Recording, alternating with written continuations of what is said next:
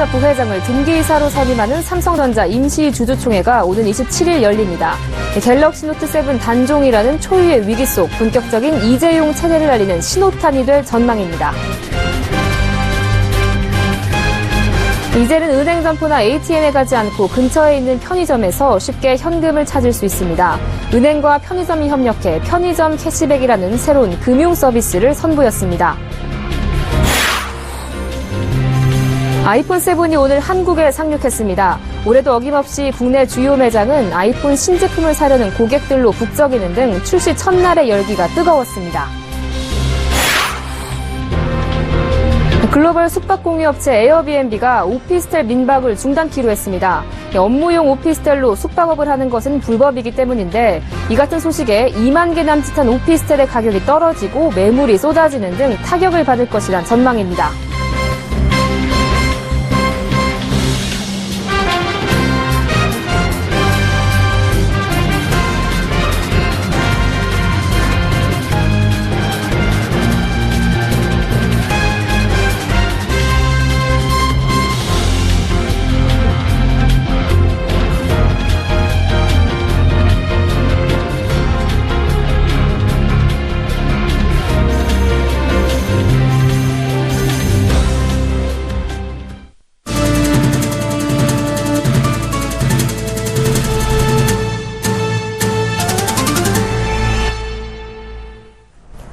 여러분 안녕하십니까. 21일 금요일 생경제연장 오늘의 주요 뉴스입니다.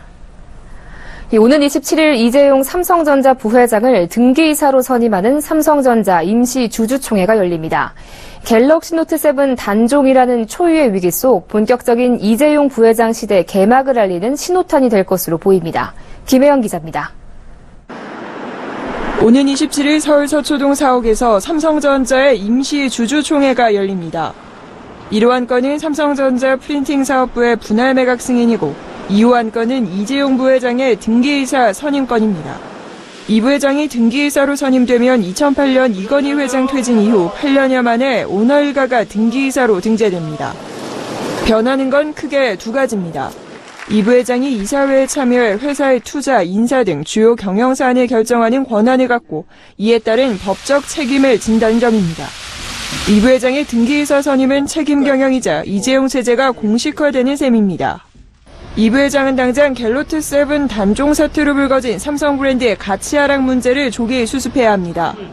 삼성전자가 당면한 중대 위기인 만큼 이는 이재용 부회장의 리더십을 시험하는 첫 번째 관문이 될 것으로 보입니다. 현재 삼성전자의 경영 여건은 녹록치 않은 상황입니다. 갤럭시 노트 조기 단종, 애플과의 특허 소송 패소 등 난제가 산적한 상황. 삼성전자를 둘러싼 악재 속에 다음 주 등기이사로 올라 책임 경영에 나서는 이재용 삼성전자 부회장이 어떤 리더십을 보여줄지 주목됩니다. 서울경제TV 김혜영입니다. 은행과 편의점, 이종 산업 간 협력으로 편의점 캐시백이라는 새로운 금융 서비스가 탄생했습니다. 편의점에 들러 물건을 살 때 필요한 금액만큼 더 계산하면 상품과 함께 현찰을 주는 식인데요. 그동안 돈을 찾으려면 현금 인출을 목적으로 은행 점포나 ATM에 꼭 가야만 했지만 생활 공간과 밀접한 편의점에서 쉽게 현금을 찾을 수 있게 됐습니다. 보도에 정은규 기자입니다. 우리은행과 신세계 계열 편의점 위드미가 계산대에서 소액 현금 인출이 가능한 캐시백 서비스 시범 사업을 시작했습니다. 고객들이 현금을 찾을 수 있는 은행 점포와 ATM이 줄어드는 추세에 이종 업종 간 제휴로 새로운 현금 인출 채널을 확보한 겁니다. 직접 편의점 계산대에서 현금 인출을 시연한 이광구 우리은행장은 이번 서비스가 고비용 구조인 ATM의 확대 없이 고객 편의성을 높이는 계기가 될 것으로 기대했습니다. 이 편의점 서비스의 24시간 캐시박스 서비스가 되면은 굉장히 좀 편리할 것 같아서 오늘 은행원의 한 사람으로서 모든 국민에게 이런 편의를 제공할 수 있게 된 거에 대해서 아주 가슴 뿌듯하게 생각하고.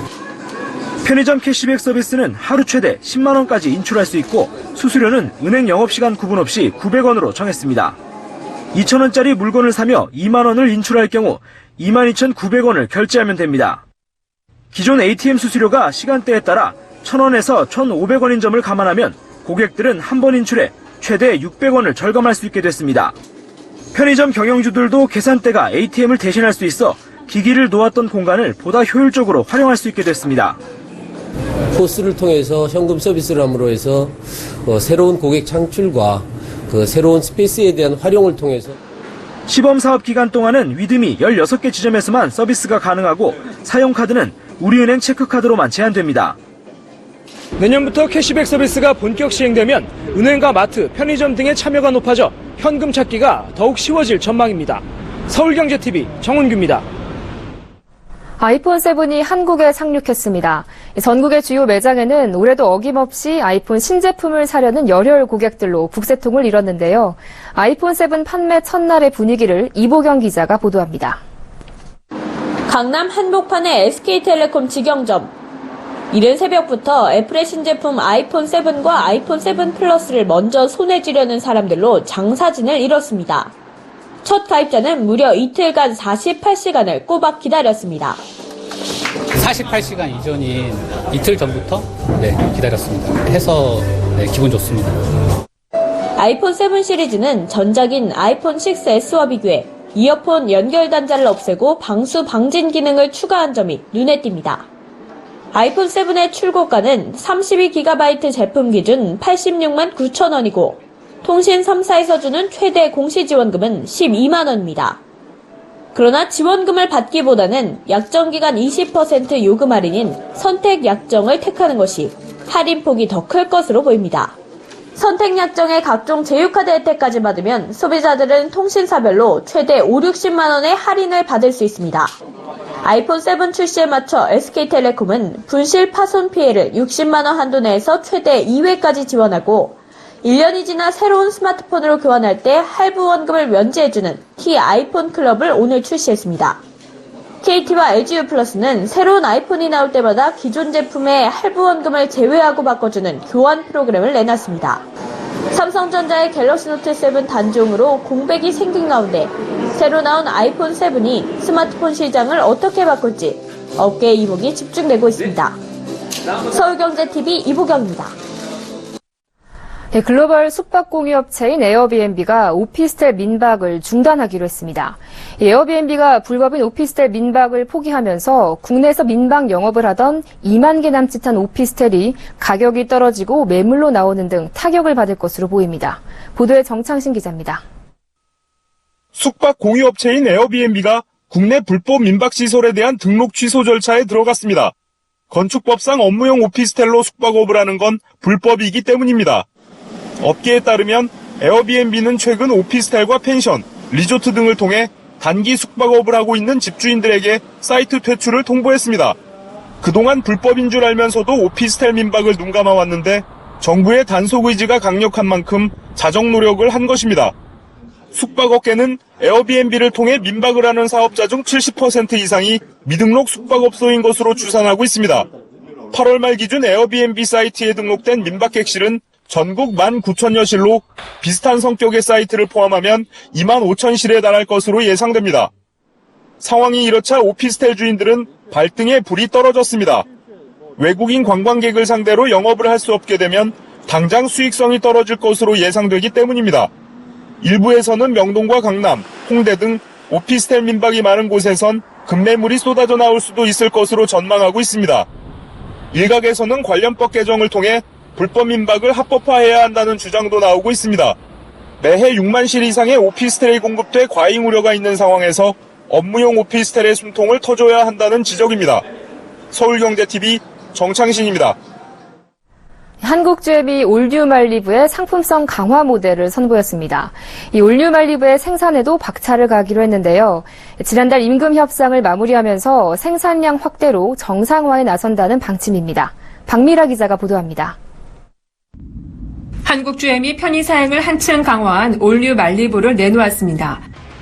새롭게 선보이는 올뉴 말리부는 뒷좌석 열선 시트와 브링고 내비게이션, 터보 레터링 등을 추가했습니다.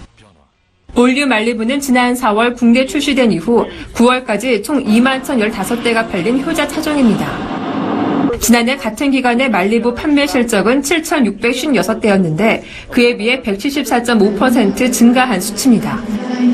이 같은 흥행 바람을 이어가기 위해 한국GM은 그동안 올류 말리부 고객들 반응을 참고해 편의 사양을 개선한 상품성 강화 모델을 내놓은 겁니다. 한국GM은 올류 말리부 마케팅도 활발히 펼칩니다. 이달 계약 고객을 대상으로 콤보 할부 프로그램 선택을 하면 20만 원의 현금 할인과 4.9%의 60개월 할부 혜택을 제공하는 게 대표적입니다. 상품성 강화 모델 판매와 함께 다양한 마케팅 활동이 계획되어 있는 만큼 더 많은 국내 고객들이 말리부의 월등한 가치를 확인하실 수 있을 것입니다. 아울러 한국GM은 지난달 파업에 따른 생산 차질을 만회하기 위해 생산량 확대에도 주력할 방침입니다. 그동안 적체되어 있던 미출고 물량을 해소하기 위해 부평 공장의 올류 말리부 생산 라인 풀가동에 나선 상태입니다. 이에 따라 한국GM은 이달부터 계약 후 출고 대기 기간을 한 달 이내로 줄여나갈 계획입니다. 서울경제TV 박미라입니다. 정부의 부동산 추가 규제가 예고된 가운데 송파구 재건축 아파트값이 31주 만에 하락세로 돌아섰습니다. 부동산 114 조사에 따르면 아파트값 과열 진원지인 강남 3구 재건축이 일제히 둔화돼 서울 재건축 아파트값 상승률이 0.1%를 기록했습니다. 서초구와 강남구의 재건축 변동률은 각각 0.09%, 0.02%로 소폭 오르는 데 그쳤고 송파구는 잠실주공 5단지의 재건축 층수 제한 문제까지 겹쳐 31주 만에 떨어졌습니다. 반면 규제 검토 대상에서 벗어나는 지역은 여전히 가격이 오르면서 서울 일반 아파트는 지난주 0.28%와 비슷한 0.27%의 상승률을 유지했습니다. 우리나라 교역의 핵심인 대중국 수출이 뿌리째 흔들리고 있습니다. 월 수출은 15개월 연속 역대 최장 감소세를 이어가고 있고 그나마 선전하던 무역수지 흑자도 3년 만에 반토막에 가까운 수준으로 쪼그라들었습니다. 한국무역협회에 따르면 지난 9월 우리나라의 대중 수출액은 109억 6,148만 달러, 12조 3,400억 원으로 전년 같은 기간보다 9% 감소했습니다. 이에 따라 대중 수출은 지난해 7월 마이너스 6.5%를 시작으로 15개월 연속 마이너스 행진을 이어가게 됐습니다. 또한 수입보다 수출이 더 큰 폭으로 줄면서 흑자 규모도 많이 감소하고 있습니다. 2012년 282억 8,532만 달러 규모였던 우리나라 전체 무역수지 흑자가 지난해 902억 5,753만 달러로 껑충 뛰는 등 상승세가 이어지는 것과 정반대인 양상인 셈입니다. 올해 3분기 대중 흑자는 97억 8,781만 달러로 한창 흑자 규모가 컸던 2013년 4분기 172억 9,628만 달러와 비교하면 반토막에 가까운 수준으로 줄었습니다. 찰스 달라라 전 국제금융협회 회장이 주요 선진국 중앙은행의 양적 완화와 같은 비전통적 통화 정책으로 인해 자산 가치에 거품이 끼는 자산 인플레 현상이 벌어지고 있다고 경고했습니다. 달라라 전 회장은 오늘 서울 중구 웨스틴조선 호텔에서 세계경제연구원 주최로 열린 조찬 강연에서 중앙은행이 국채를 대량으로 사들이고 계속해서 만기를 연장하면서 금융시장에 왜곡을 가져오고 있다고 비판했습니다. 그는 결국 자산 가격은 되돌아갈 수밖에 없으며 조정은 불가피하다며 미국뿐 아니라 전 세계 시장에 타격이 미칠 수 있다고 우려를 표했습니다. 특히 더는 부양 도구가 없어 이제 자산 가격 하락에 변곡점을 맞을 것이라고 전망했습니다. 달라라 전 회장은 이에 대비해 정부의 재정 확대를 통해 자산 가격 하락 속도를 조절해야 한다는 조언도 덧붙였습니다. 미국의 연내 금리 인상을 앞두고 머니마켓 펀드 MMF로 시중에 부동자금이 몰리고 있습니다. 금융정보업체 제로인에 따르면 이달 들어 18일까지 MMF에 12조 1,676억 원이 새롭게 유입됐습니다. 이는 지난 8월 4조 8천억 원, 9월 13조 8천억 원이 이탈했던 것에 비춰보면 추세 반전이 일어난 것입니다. 주로 시중에 부동자금이 들어오는 MMF는 단기 금융상품에 집중 투자해 단기 실세금리의 등락이 펀드 수익률에 신속히 반영되는 초단기 공사채형 상품입니다. MMF로 다시 돈이 몰리는 것은 올 12월 미국 기준금리 인상 가능성이 커지면서 안전자산을 선호하는 투자 심리가 강해졌기 때문으로 보입니다. 반면 같은 기간 국내 주식형 펀드에서는 282억 원이 빠져나갔고 국내 채권형 펀드에서는 1,930억 원이 이탈했습니다. 코레일이 파업 중인 철도 노조원들에게 최종 업무 복귀 시한으로 제시한 20일 자정까지 복귀한 직원이 412명에 불과해 철도 파업이 계속 이어질 전망입니다. 중국 어선들의 오징어 싹쓸이 조업으로 동해에서 어획량이 급감한 가운데 오징어 가격은 산지 구매가 기준으로 지난해 같은 기간에 비해 30% 이상 상승한 것으로 나타났습니다. 감사원에 따르면 병원 응급실을 방문한 환자 중에서 다른 병원으로 옮기지 않고 최초 병원에서 치료받은 응급 환자의 사망률은 1.2%였으나 타 병원으로 이송된 응급 환자의 사망률은 3.5%로 2.9배 높은 것으로 집계됐습니다. 한국도로공사는 토요일인 22일 전국 고속도로 교통량이 489만 대로 지난 토요일과 비슷하고 평소보다는 5%가량 많을 것으로 내다봤습니다.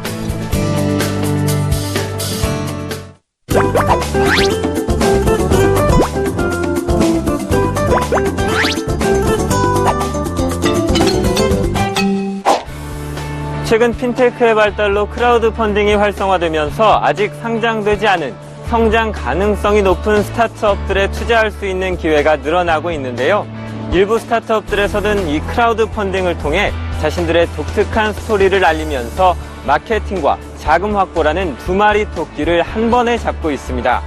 그래서 오늘 센즈라이프에서는 특별한 스토리를 가지고 성장 가능성을 적극 홍보하면서 크라우드 펀딩에 나서고 있는 스타트업들을 찾아가 봤습니다.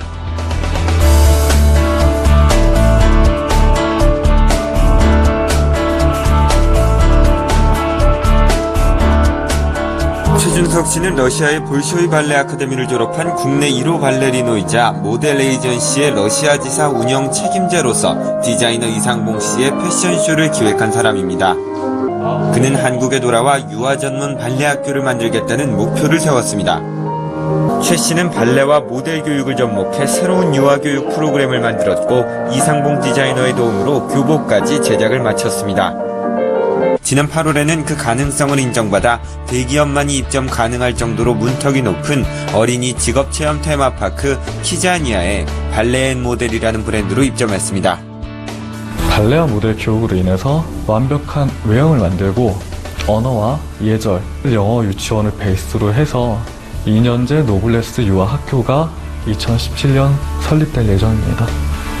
최 대표는 지금까지의 스토리를 보다 많은 사람에게 알리고 사업 확대에 필요한 자금을 확보하기 위해 크라우드 펀딩을 선택했습니다.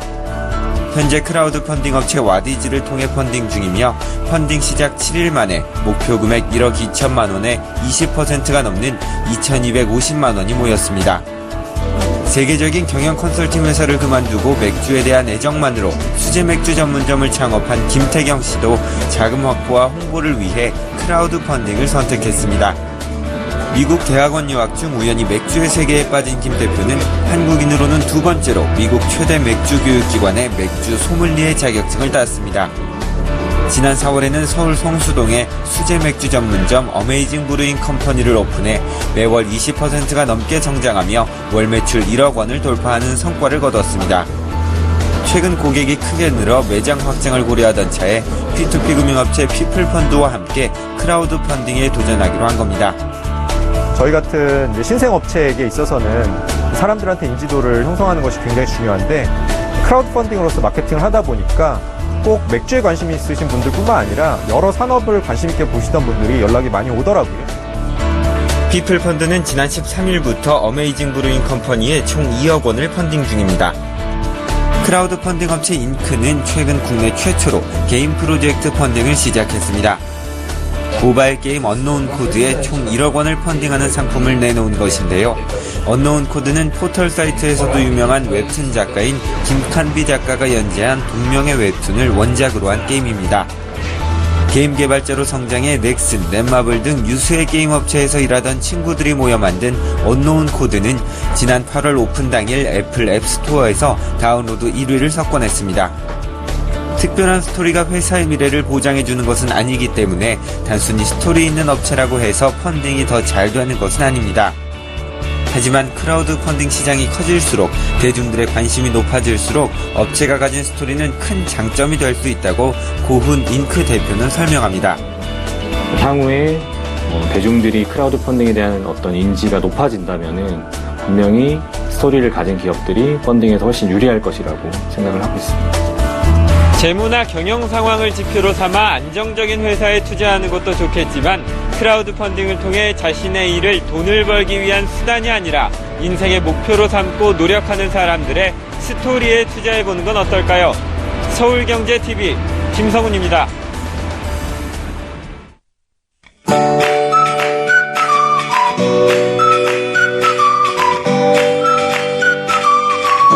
안녕하세요. K웨더 라이프스타일 예보 허수진입니다. 현재 전국이 대체로 흐린 가운데 호남과 경남 서부 해안, 제주도로는 비가 내리고 있습니다. 제주도는 내일도 종일 비가 오다가 밤이 되어서야 그치겠고요. 호남과 경남 서부 해안은 내일 아침에 그치겠습니다. 강원 영동 지역은 내일 저녁부터 비가 내리기 시작해 일요일인 모레 늦은 밤까지 이어지겠습니다. 비의 양은 제주도는 최고 80mm, 그 밖의 지역은 5에서 30mm가 되겠습니다. 한편 내일 아침 기온은 서울 14도, 광주는 16도로 예년 이맘때 기온보다 5도에서 6도가량 더 높겠고요. 한낮에는 광주 21도, 서울은 23도까지 오르면서 대부분 지역에서 평년보다 높은 기온 분포를 보이겠습니다. 내일은 중부지방은 동해상에 위치한 고기압의 가장자리에 들겠고요. 남부지방과 제주도는 제주도 남쪽 해상을 지나는 기압골의 영향을 받겠습니다. 자세한 지역별 날씨는 나절 예보로 알아보겠습니다. 내일 중부지방은 하늘 흐리다가 점차 구름 많아지겠고요.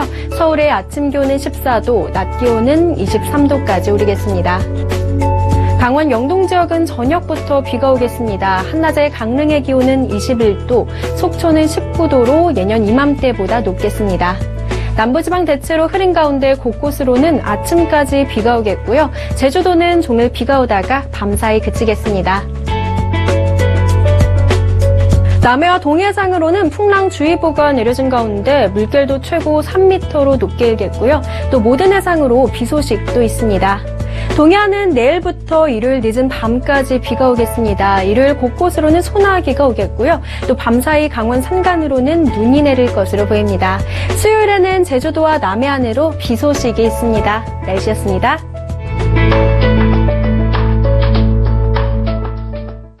네, 생경제 현장 오늘 준비한 소식 여기까지입니다. 편안한 주말 보내십시오.